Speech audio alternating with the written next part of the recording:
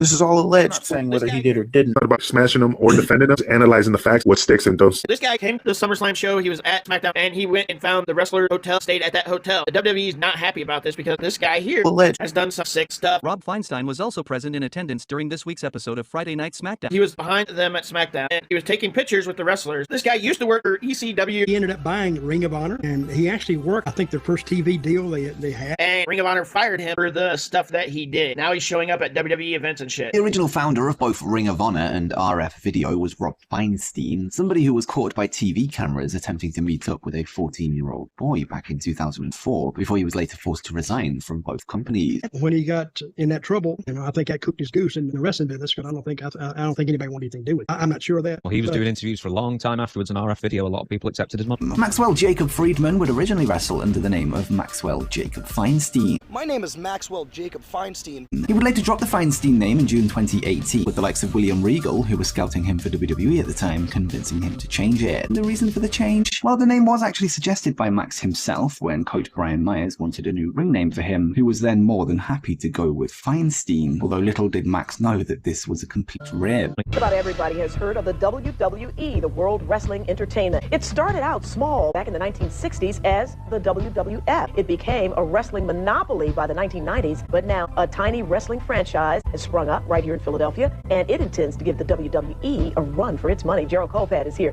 to tell us more about the Ring of Honor. That's right, Joyce. The Ring of Honor. They've been in line since 4. ROH! ROH! Ring of Honor is wrestling. This is what wrestling is supposed to be. It's the best talent in the United States. I don't care what Vince McMahon tells you. Inside, it's no Spectrum or Wachovia. Home base is the Murphy Rec Center, rented for the night. It's approaching 100 degrees, but the fans don't care, as long as the action is hotter than they are. My friends and I drive 5 hours every month to come up here to watch the greatest wrestling show we have ever seen in this Ring of Honor. So who cares if it's 100 degrees in here? Who cares if it's 20 degrees in here? The action makes it worthwhile, and that's why it's worth something to come see this. They're eager to suffer, they say, because ROH is everything WWE is not. Unquatted, unsanitized, homegrown, and manned by those who have not yet been McMahon, Mania, but not WrestleMania. We wanted to bring back wrestling as a sport, not as entertainment. And we came up with the idea around Christmas time to start our own wrestling promotion that didn't insult wrestling fans' intelligence. And for the past 2 years, Ring of Honor has steadily built its base, collecting the $18 at the door, marketing t-shirts and videos, and earning fans throughout the nation and the world, all without an hour of TV time. Or the kind of money that makes the purse worth the pain. Some guys get $25, some guys get $700, some guys get $1,500. It all depends on where you are on the card, how long you've been in the ring. So it's either you're making a name for yourself and you're going up, or you're already been up and now you're going down.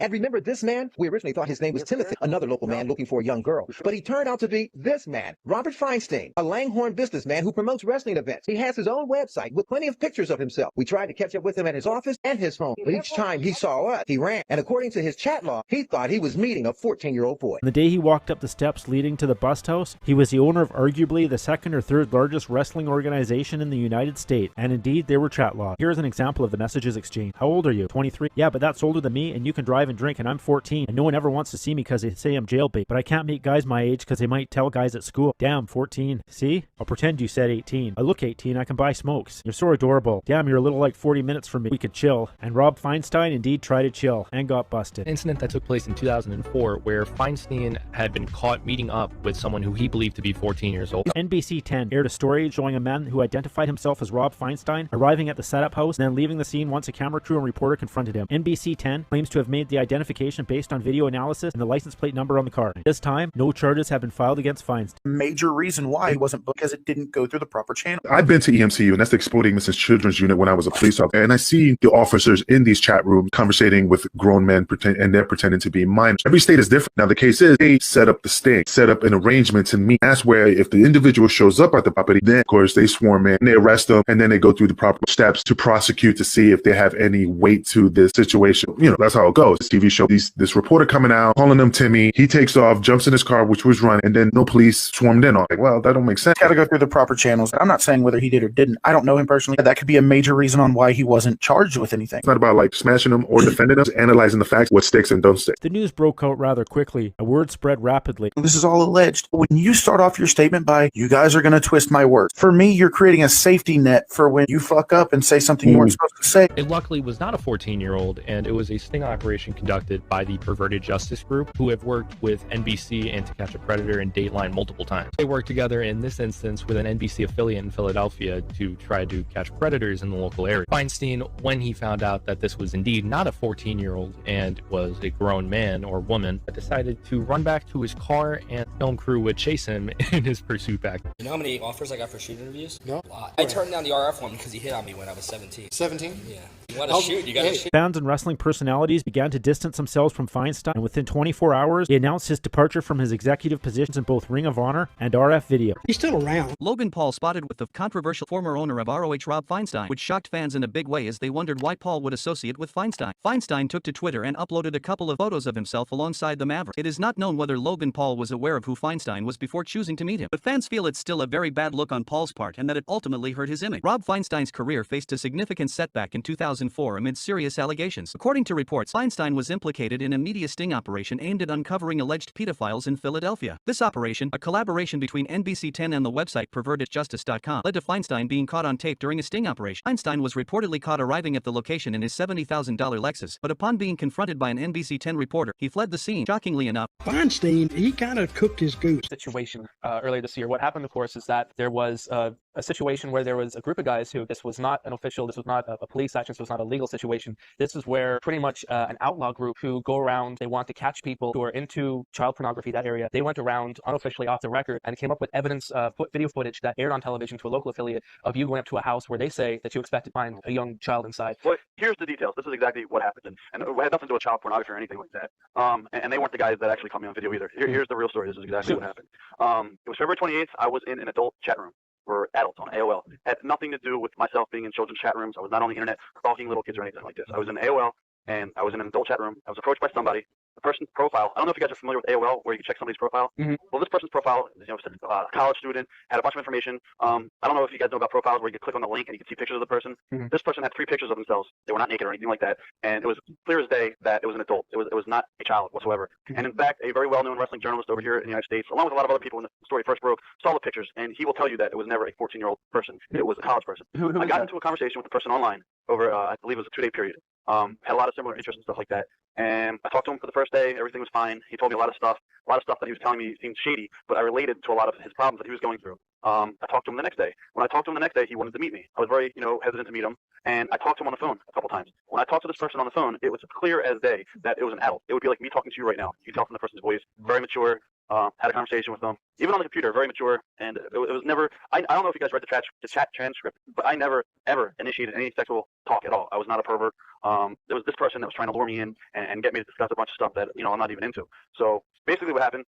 I told the person before I even went up to go meet. I said, if we hang out, I am not having sex. I said, I'm not into that at all. I am coming up there to be your friend. And I said, it is your choice if you want me to come up there. Did you say this on the phone, chat, or did you say this on the phone? What's that? Did you say this, what you say That's now? the transcript. You can read it. It's on their website. I said, absolutely no sex. I said, I'm coming up to be your friend. And, I said, in fact, when I talked to him on the phone, I was bringing another friend of mine. There's a mall by where this person lives. We were all going to go hang out or do whatever. There was no conversations, regarding sex.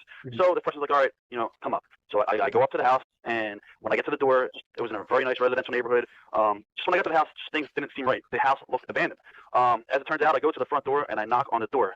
As soon as I knock on the door, there's a camera shoved in my face with a reporter. Basically, the reporter comes and says to me, are you Timmy? And I was like, what? He goes, Timmy, your name's Timmy. He goes, why are you here to have sex with 2 14-year-old girls? At that moment, I was like, all right, I was just set up by NBC News, and I had nothing to say because I didn't know if it was live TV. So I ran to my car and I drove off. There's a website called Corrupted. I think it's corrupted/justice.com, or it might be corrupted-justice.com. They'll tell you all about the practices of perverted justice. They are known to add things to the transcripts. They lie.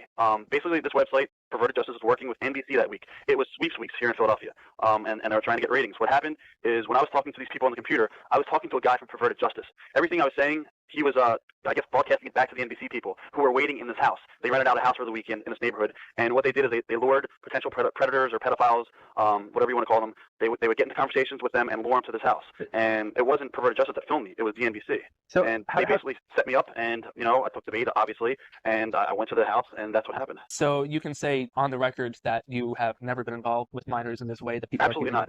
Absolutely not. I never for a second thought it was a child. Never for, and there was never a child. It was an adult that I was talking to on the phone. It was in adult pictures. The chat transcript, is filled with lies, and there's so much stuff in that chat transcript that is just bullshit. Did they add to your side of the chat? What do you mean? Did they add things in that you did? Oh yeah, and that's what's being worked on. They added also sidebar comment. Like they shed me in a wrong light. Of course, they bolded certain things that they claimed that I said, and of course they never bolded the part of the conversation where I said no sex. I'm just gonna be your friend. So they played around with the chat, and I get have a chat with you, and I get add stuff. It's very easy to do. If they set you up and if they added things to this chat transcript, have you considered taking them to court for defamation of character? I am. I'm working on all of this right now with a lawyer. In fact, if you check out that website that I told you about, corruptedjustice.com, as we speak, there are 9 lawyers from 9 other people that there's going to be a joint action lawsuit against Perverted Justice. There's a lot of people going to be involved. They have ruined a lot of people's lives, a lot of innocent people's lives. Now, a lot of people ask me if I think what they're doing is a good idea, and it is, but they're going about it the wrong way, and they're harming a lot of innocent people that are not pedophiles or perverts. I've went on their website and I've read some of the conversations with some of the other people that they've done this to, and those people deserve to get what they got. But at the same time, the way this website Perverted Justice goes about it is entirely wrong. They entrap you, they lie to you, and they do a lot of stuff that they shouldn't be doing. Well, I certainly appreciate you coming forward with your side of the story here on the Bagpipe Report. I'm sure that this will be met much like your original incrimination with a lot of discussion online through wrestling fans. How did Rob Feinstein's situation affect Ring of Honor? At the time in 2004, they had a good roster and had worked out deals with other wrestling promotions like TNA. Even Ring of Honor talent had comments about such as Samoa Joe. March 8, 2004, coming home to the chaos. Will 14 hours on a plane and finally home. And in the thick of it all, there is nothing I would like better to do than talk about my latest German excursion and expound on a positive experience I have had, but alas I can't. This is only a portion of my thoughts and feelings on Rob Feinstein. Rob, please do not allow yourself to ever enter my sight. My anger for you and your actions far surpass anyone or anything imaginable. Your heinous, terrible acts are beyond excuse and explanation. Your shame is yours alone and forced upon us by your arrogance and lies. Though others formerly close to you are holding their tongue and focusing their efforts on salvaging what your sick, selfish and stupid actions have caused, I have the luxury of telling you that I hope you get exactly what you deserve. My gut instinct tells me I hope you are found one morning without breath, but in reality as a decent human being. Unlike you, I hope you find some help for your sickness. As for Roe, I will be at 3/13 and all whatever future dates I am able to attend. Roe is much larger than one individual, and I am only coming back on the assurance that Rob Feinstein is done with Roe and all associated companies. To all the naysayers, your criticism are valid, but you must also know that I am participating on the word that none of the money from my appearance or any other wrestler will be benefited upon by Rob. Roe is something that not only myself but every guy in the locker room has literal blood, sweat, and tears invested into building. This is not about saving a paycheck.